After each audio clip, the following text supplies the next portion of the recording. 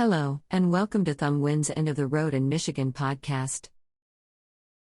Each week, we select one of our amazing stories about the Great Lakes region and the tip of Michigan's thumb.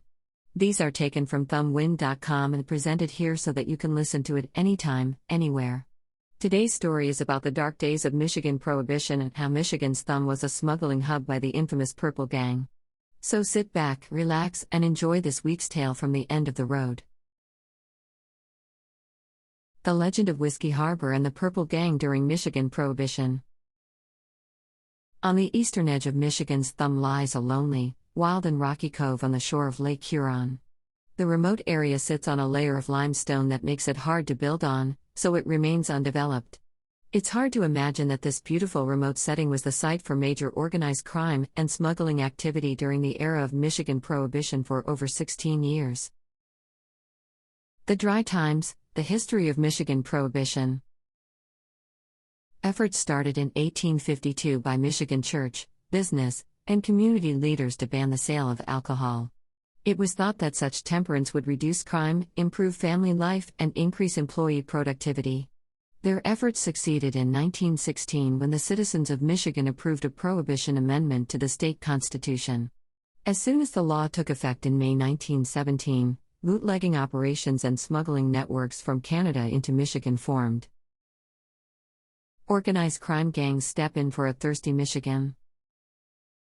With the supply of liquor gone, bootleggers turned to Canada, which had favorable liquor laws. The notorious Purple and Sugar House gangs began trafficking bootlegged liquor from Canada and into Michigan via the Detroit River, Lake St. Clair, and even the shoreline of the Thumb. In the winter, smugglers drove across sections of the Detroit River or skated across the ice, dragging sleds full of booze. The origin of the Purple Gang in Detroit. The Purple Gang and the Oakland Sugar House Gang emerged in Detroit almost simultaneously. The boys grew up in a neighborhood known as Paradise Valley in Detroit's Lower East Side, and most of them went to Bishop's School. There they began hanging together and coordinated in petty crimes such as shoplifting and burglary from local Jewish merchants. Once they graduated from school, the two groups joined forces distilling liquor at the Oakland Sugar House located on Oakland Street.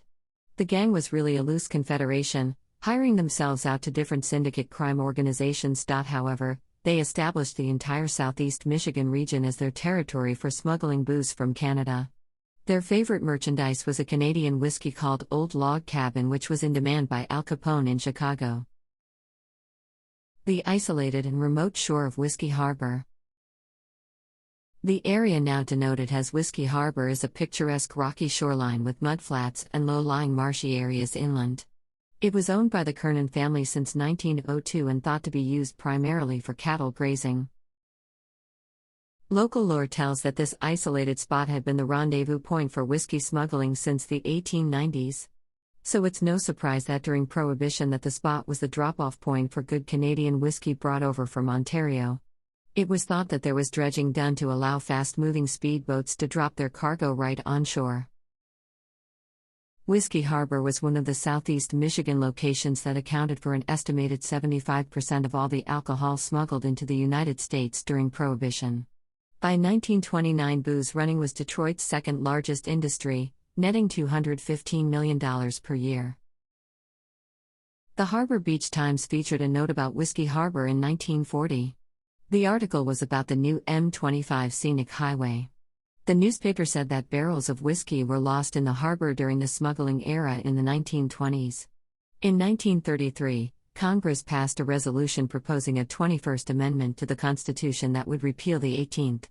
It was ratified by the end of 1933, ending the Prohibition era. Whiskey Harbor in Michigan's thumb today. The Kernan family has preserved 45 acres of this beautiful shore.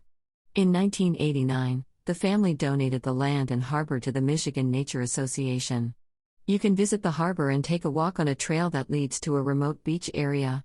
Whiskey Harbor is a prime spot to watch for migrating birds and see an area that has remained basically untouched since the 1880s. Visiting Whiskey Harbor. If you want to visit this remote and wild bit of undeveloped Lake Huron shoreline, there is a marked trail.